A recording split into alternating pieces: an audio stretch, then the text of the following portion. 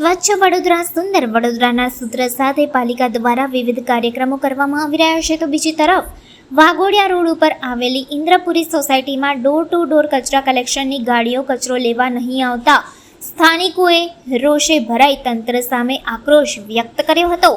Smart city Vadodara શહેરમાં પાલિકા તંત્ર દ્વારા સ્વચ્છતાને લઈને વિવિધ જનજાગૃતિના કાર્યક્રમો કરવામાં આવી રહ્યા છે, જ્યારે કેટલાક વિસ્તારોમાં દુકાનદારો દ્વારા જાહેરમાં કચરો ફેંકવામાં આવે છે તો તેના વિરુદ્ધ દંડનીય કાર્યવાહી કરવામાં આવે છે, પરંતુ આજે પાલિકાની જ ડોર ટુ ડોર કચરા કલેક્શનની ગાડીઓ સોસાયટીમાં નહીં જતા કચરો પડી રહેતા સ્થાનિક રહીશો રોષે ભરાયા હતા. શહેરના પૂર્વ વિસ્તારમાં પાણીની સમસ્યા બાદ હવે કચરા કલેક્શનની ગાડીઓની સમસ્યા ઊભી થઈ છે. સ્થાનિકોએ આક્ષેપ કરતા જણાવ્યું છે કે છેલ્લા 6 દિવસથી ડોર ટુ ડોરની કચરા કલેક્શનની ગાડીઓ આવતી જ નથી. ઘરમાં એકત્રિત થયેલો કચરો ક્યાં નાખવા જવો? પાલિકાનો વેરો પણ અમે રાબેતા મુજબ ભરીએ છીએ, બીજા વિસ્તારોમાં આવે છે, પણ અહીંયા છેલ્લા કેટલાક દિવસથી ગાડી આવતી નથી. સ્થાનિક રહીશોએ તો હવે આ કચરો જાહેર રોડ ઉપર જ નાખીશ અને આ વખતે ચૂંટણીમાં વોટ નહીં આપવાની ચીમકી પણ ઉચ્ચારી હતી.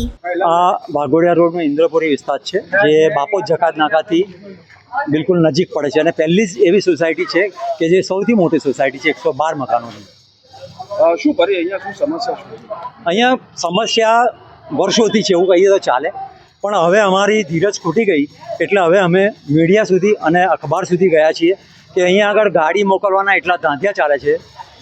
CMOની સાઇટ પર અમે લખ્યું છે કે વડોદરાની અંદર આટલા ધાંધિયા ચાલે છે, કચરા ગાડી આવતી નથી. કચરા ગાડીવાળાને પૂછીએ કે ભાઈ કેમ નહોતો આવ્યો, તો કહે છે ગાડી મળવી જોઈએ ને, ગાડી આપવા જોઈએ ને.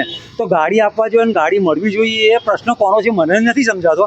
કેમ કે કોર્પોરેશનનું કામ છે એટલે કોર્પોરેશન આપતી હશે, એટલે ઇન્ડિવિજ્યુઅલ હું કંઈ એમાં પડતો નથી, પણ ગાડી એમને આપતા નથી એવી રજૂઆત ત્યાંથી પણ થયેલી છે.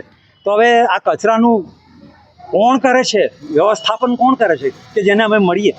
કચરાની ગાડી તો નથી આવતી, રેગ્યુલર નથી આવતી, પણ કચરાની ગાડી જે આવે છે એ પણ હમણાં તો એક એવી વાત જોઈ અમે ખુદમાં કે સરસપુર અમદાવાદની ગાડી છે અને GJ16 AU 3599 એવો કંઈક નંબર લખેલો હતો, અને જે અમદાવાદની સ્વચ્છતા અભિયાનની અહીંયા મૂકી દીધી છે એટલે વડોદરા પહોંચી નથી વળતું કે અમદાવાદને વધે પડી છે ગાડીઓ એટલે વડોદરાને આપી છે. કંઈ સમજાયું નહીં અમને તો. અને ડ્રાઈવર પણ કહે છે હું નવો છું, અને આજે એ રોડ પરથી સીધો જતો હતો ત્યારે અમે એને પૂછ્યું કે કેમ ભાઈ સીધો જાય છે, તો કે ઇન્દ્રપુરી. મેં કહું આ ઇન્દ્રપુરી જ છે ભાઈ, એટલે એ વળ્યો છે અહીંયા આગળ 5 દિવસ પછી. હવે આગામી સમયમાં ચમત્કાર બતાવવાનો સમય આવ્યો જ છે, કેમ કે જે ગ્રાઉન્ડ લેવલનું કામ છે એ જ નથી થતું. આપણે મોટી મોટી વાતો કરીએ કે આપણે આમ કરી આવ્યા, તેમ કરી આવ્યા, ફલાણું કરી આવ્યા, પણ જે માણસ એની બેઝિક જરૂર છે સ્વચ્છતાની, પાણીની સ્વચ્છતા, કચરો નિકાલ થાય એ જરૂરી છે, એના સ્વાસ્થ્ય ઉપર જે અસર થાય છે એવા મુદ્દાઓને પકડતા નથી.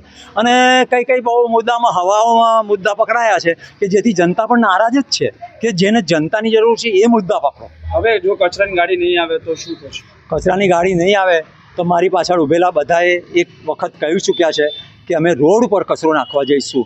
અમે આ વસ્તુનું અનુમોદન નથી આપતા, પણ ના છૂટકે અમે કોને રોકીશું? જ્યારે કોઈ પ્રવાહ આવતો હોય ઊંચો ત્યારે કોઈ હાથી પણ ઊભો રાખો તો એ પાણી નથી રોકી શકવાનો, કોઈ પૂરને નથી રોકી શકતો.